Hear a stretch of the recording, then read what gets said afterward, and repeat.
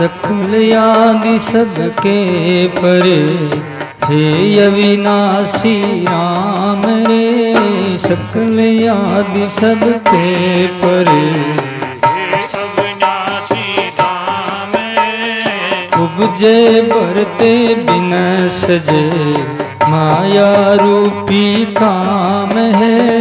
उपजे बरते बिन सजे, माया रूपी काम है। सकल आदि सबके परे, हे अविनाशी नाम है।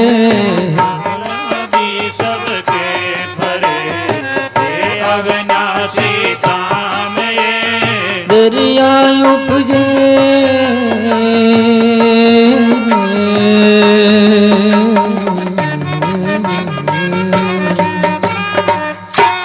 बोलो राम।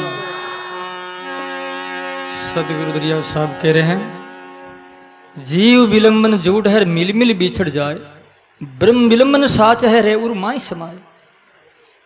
जीव मिलते हैं बिछड़ जाते हैं, आते हैं चले जाते हैं। उपनिषदों में कथाएं आती है कि जिस प्रकार से किसान बीज बोता है और वो धान्य उत्पन्न होता है, और वो सीटी तोड़ करके खला निकाल करके लाटा और अनाज किसान घर ले जाता है और उसको पीस करके रोटी बनाती है माताओं बहनें, लोग खाते हैं। फिर अन्न उत्पन्न होता है और फिर खपत होता है। इसी प्रकार से ये प्रजा, ये सृष्टि ईश्वर की उत्पन्न होती है और नष्ट हो जाती है। उत्पन्न होना, नष्ट होना।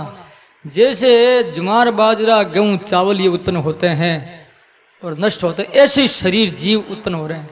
कोई स्त्री, कोई पुरुष, कोई सुंदर शरीर है किसी का बड़ा बद्दा बिद सुरत शरीर है, तो कोई विकलांग उत्पन्न हो रहा है, तो कोई अच्छा तंदुरुस्त उत्पन्न हो रहा है। तो ऐसे जैसे कोई धान्य उत्पन्न होता अनाज, इसी प्रकार से ये सृष्टि उत्पन्न हो रही है।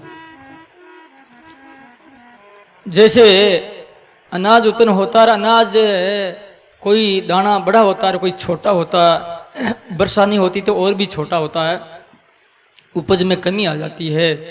तो इसी प्रकार से किसी के 10 बेटे हैं, किसी के 2 ही हैं, किसी के है भी नहीं, तो किसी के जोगी सीटा है।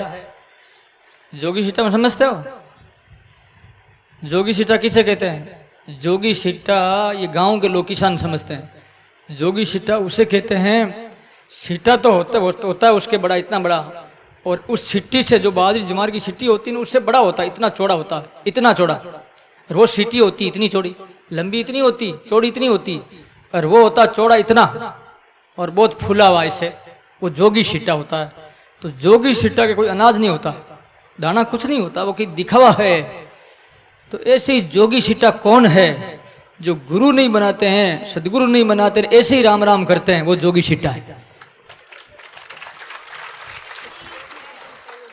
केवल दिखावा कि हमारा भला हो जाएगा। जोगी सिट्टा कोई काम का नहीं।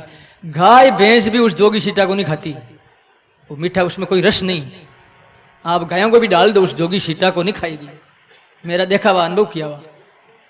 तो ऐसे बिना गुरु के बिना जो जिंदगी है वो जोगी सिट्टा की तरह कोई काम की नहीं।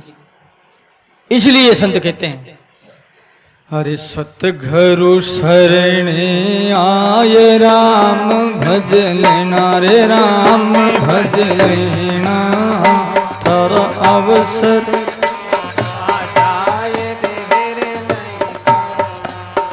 सतगुरु शरण आय राम भज लेना रे राम भज लेना, हर अवसर भी तो जाए देर नहीं करना।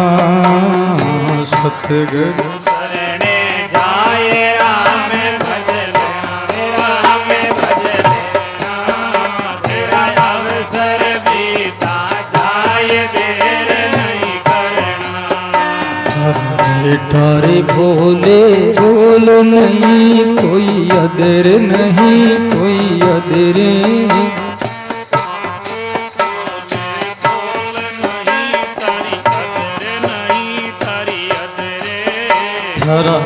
ठारे बोले बोले नहीं कोई अदर नहीं कोई अदरे, हरि परनी छोड़ो प्रेम मरे ना कदरे बोले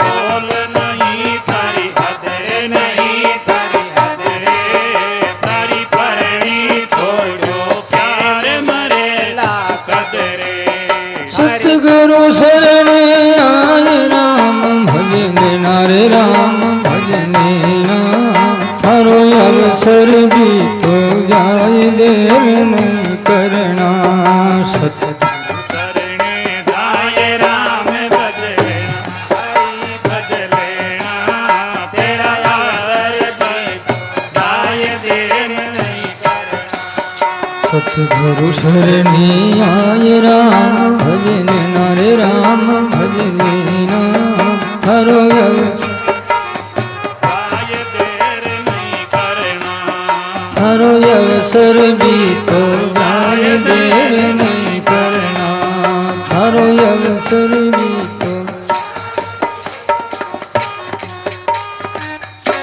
बोलो राम राम। इस वास्ते सदगुरु का आश्रय लेकर के भगवत भजन किया जाए, परमात्मा को याद किया जाए तो जीवन सार्थक होगा।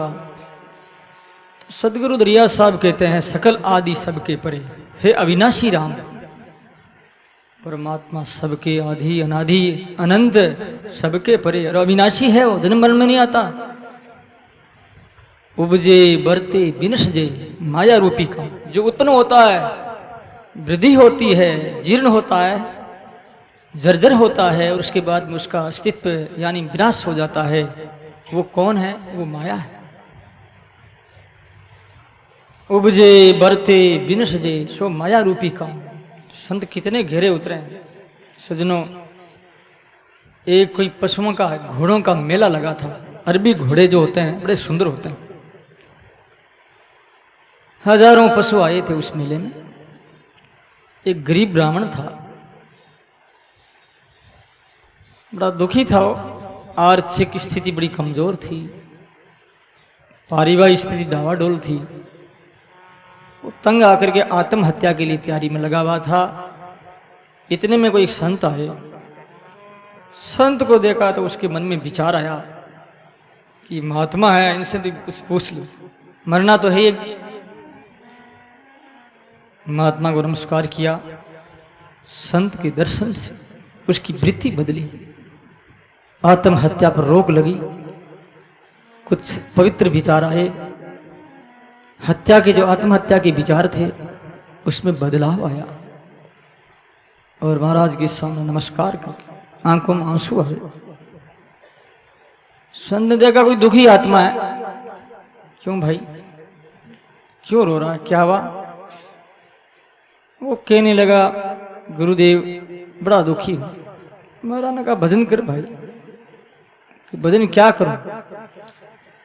भजन करने के लिए विचारों की स्वतंत्रता की आवश्यकता। मेरे विचार तो दलदल में फंसे हुए, मैं तो इस संसार के विचारों में लगा हूं, डूब रहा हूं इस संसार में। आजादी नहीं है। महाराज ने कहा आजादी नहीं कि तेरे को जेल में बंद थोड़ा ही किया है। जेल में बंद तो नहीं किया, लेकिन विचारों से मैं पराधीन हूं। कोई व्यक्ति, हर व्यक्ति टेंशन में, जिसे कहते हैं विचारों से पराधीनता, स्वभाव से दीनता, आदत से लाचारी। इसका रोग, इसकी दवाई क्या है? किसी के पास नहीं, डॉक्टरों के पास नहीं। जब भी तुम जाओगे डॉक्टर के पास बीमार होकर के और कहोगे, डॉक्टर बोले टेंशन है, कितना परसेंट? 80%। 20% तेरी बीमारी है, 80% तेरे टेंशन है, ये सही कहेगा। चाहिए टेंशन उसके हो या नहीं हो, मैंने ये देख लिया कि डॉक्टरों को पता कोई कष्ट आता है, शारीरिक या मानसिक। शारीरिक से आदमी जितना आदमी नहीं गिरता है, उससे कई गुना मानसिक जिंदगी से वो बर्बाद हो जाता है। मानसिक जीवन जिसे कहते हैं, अस्तित्व स्वयं का, स्वयं की तस्वीर स्वच्छ नहीं होगी तो व्यक्ति को घिरना पड़ेगा। दुखी था वो स्वयं से, स्वयं के विचारों से। तो महाराज ने कहा कि भाई एक अनुष्ठान है, भजन कर। तो भजन तो किया लेकिन ढंग से नहीं हुआ उसके।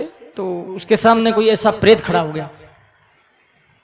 बोला बोल भाई क्या चाहता? वो कहता मेरे पास धन नहीं, धन दे मुझे। प्रेत ने कहा भाई ऐसा है, एक पशुओं का मेला लगा हुआ है पर मैं इतना सुंदर घोड़ा बन जाऊंगा, एक कान मेरे काले रहेंगे और पूरा शरीर सफेद रहेगा, लेकिन घोड़े की कीमत 1.25 लाख रुपया मांगना। मैं रुपया तेरे को बहुत दे सकता हूं, लेकिन वो रुपया मेरे रुपये दिए काम के नहीं है, वो फिर रेत बन जाएंगे, धूल बन जाएंगे। मैं घोड़ा बन सकता हूं काम रूप, कोई भी आवे उससे तू 1.25 लाख मांगना, 1.25 लाख रुपये तेरे को मिल जाएगा, फिर जो होना सो हो जाएगा, चिंता मत कर। उसने कहा ठीक है। वो प्रेत सुंदर घोड़ा बन गया, घोड़ों का मेला लगा हुआ था, बढ़िया घोड़ा बना, कान काले सफेद घोड़ा, और घोड़े के पैर में पद्म था। देखने वाले लोग देखने लगे कि 1.25 लाख रुपया, उस समय 1.25 लाख बहुत होता था, आज 1.25 करोड़, उस समय 1.25 लाख की कीमत। तो राजा का मंत्री भी वहां खरीदने के लिए आया था। राजा का मंत्री घोड़े तो काफी खरीदने थे, लेकिन उसने विचार किया ये बहुत सुंदर घोड़ा है, ज्यादा घोड़ा नहीं लेकर के एक ही घोड़ा लें और राजा इस पर बैठेंगे तो बड़े प्रसन्न हो जाएंगे, पर ऐसा घोड़ा तो इस दुनिया में नहीं, इतना सुंदर घोड़ा है। उससे ब्राह्मण से मांगा गया, ब्राह्मण का 1.25 लाख रुपये से एक पैसा भी कम नहीं, लेना है तो लो। दूसरे ग्राहक तो कहते ही भाग जाते, लेकिन मंत्री के पास पैसों की क्या कमी थी, राजा का मंत्री था, उसने 1.25 लाख रुपया दिया और घोड़ा खरीद। सैनिक लोग राजा मंत्री के साथ तो रहते ही हैं, तो वापिस चलने लगे तो मंत्री ने कहा सैनिकों से भाई ध्यान रखना, पैरा रखना, घोड़ा बहुत सुंदर है, कोई डाकू चोर ले जाए नहीं। रात्रि में पहरा लगा, प्रात काल हुआ तो घोड़ा का टट्टू बन गया। मंत्री ने कहा रे तुमने ध्यान नहीं रखा, हमने पहले ही कहा था कि घोड़ा का ध्यान रखना, ये टट्टू कैसे हो गया? तो रक्षकों ने कहा श्रीमान जी आदमी आना तो असंभव है, एक मक्खी भी नहीं आई, हम बिल्कुल जागे हुए थे, पहरा दे रहे थे, 4 कतार बनी हुई थी सैनिकों की, कोई भी एक आदमी में प्रवेश नहीं हो सकता। पता नहीं वो काम रूप था क्या था। तो बोले कोई बात नहीं, टट्टू है, अब तो ध्यान रखना। दिन भर चलते रहे, रात्रि में पड़ाव डाला, रात्रि में प्रातः काल हुआ और टट्टू का बन गया गद्दा। मंत्री ने कहा बहुत खराब काम है, राजा को क्या कहेंगे, क्या मुख दिखलाएंगे, गद्दा बन गया। तो कोई बात अब ध्यान रखना।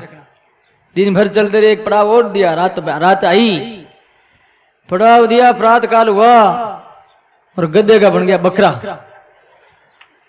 क्या काम तो ही खराब हो गया। 1.25 लाख रुपया बकरे का राजा कैसे मानेगा। आगे बढ़े, अब शेर आने वाला था, नदी आई और नदी में नाव, उस नाविक से कहा भाई जल्दी नाव को किनारे पर ला। नाव किनारे पर लगी, एक तरफ से पूंछड़ा पकड़ करके, और मंत्री ने उसके पकड़े कान और उठा करके नाव में रखने लगे। बकरा गायब हो गया, उसकी मूंछ और कान रह गए, बकरा ही गायब। तो बोले जो है सो है, उसको राजा को चिन्ह तो दिखाएं। तो उसको रुमाल में बांधा, बकरे के बाल को, पूंछड़ी को रूमाल में बांध करके राजा के पास में गए। राजा ने कहा भाई क्या लाए? कैसा 1.25 लाख रुपया लगा रही, रुमाल में है। रूमाल खोला तो रूमाल भी कुछ नहीं, केस भी गायब हो गए। ये क्या है? दृष्टांत का दृष्टांत क्या है इसका? दृष्टांत यह है जब जीव माया में अधीन है, जीव भजन करता है, गुरु का आश्रय लेता है और थोड़ा बहुत परमात्मा की तरफ चलता है, तो निष्काम कर्म करता है, कर्म करता है, भगवान के अर्पण करता है, कुछ चाहता नहीं है। ये होते ही जो माया है ना, माया घोड़ा के समान बलवान बलिष्ठ है, वो हो जाएगी माया टट्टू के समान। जब 2 सेकंड पड़ाव भक्ति में लगेगा जीव, तो वही माया जो है टट्टू नहीं रहकर गदा जैसी बन जाएगी और भी फीकी लगने लगेगी। तीसरा पड़ाव क्या? जिज्ञासा। जब जिज्ञासा होती है, हम गुरु से प्रश्न करते हैं बाप जी मेरा कल्याण कैसे होगा, हम क्या करें, गृहस्थ में हमारा भला कैसा होगा, साधना कैसे करें, साधना सीखने की कोशिश करते हैं। जिज्ञासा तीसरा पड़ाव। तो फिर क्या होगा, गधे का हो जाएगा बकरा। चौथा, जब उसका पूंछड़ा पकड़ा और नाव में बैठाने लगे, चौथा क्या, ज्ञान। ज्ञान होती हो बकरा भी, माया भी गायब हो जाएगी, सिर्फ माया का निशान रहेगा, जिसे कहते हैं प्रोक्ष। अब राजा के पास में जब रुमाल दिया है तो वो केश भी गायब हो गए, उसे कहते हैं अप्रोक्ष ज्ञान, माने प्रत्यक्ष परमात्मा का साक्षात्कार, उसे कहते हैं अप्रोक्ष ज्ञान। ऐसे माया खत्म हो जाती। उसके बाद साधना करते करते करते करते तो ऐसे भजन करना चाहिए। तो सदगुरु दरिया साहब कह रहे हैं कि सकल आदि सबके परे हे अविनाशी राम, उपजे बरते बिन सुजे सो माया रूपी काम। वो माया रूपी काम, जैसे वो घोड़ा बना, टट्टू बना, गद्दा बना, बकरा बना, और बकरे से पूंछड़ी रहेगी बस रुमाल। राजा तक गए, राजा कौन है, भगवान। राजा तक गए, वो रुमाल भी, वो रुमाल में वो जो केस थे वो भी गायब हो गए, केवल रुमाल ही रह, केवल प्योर आत्मा ही रह गई। सारी माया का जो बलाई था, माया का लफड़ा था, सब खत्म हो गया। हमारे ऐसे गुरु की कृपा होती है।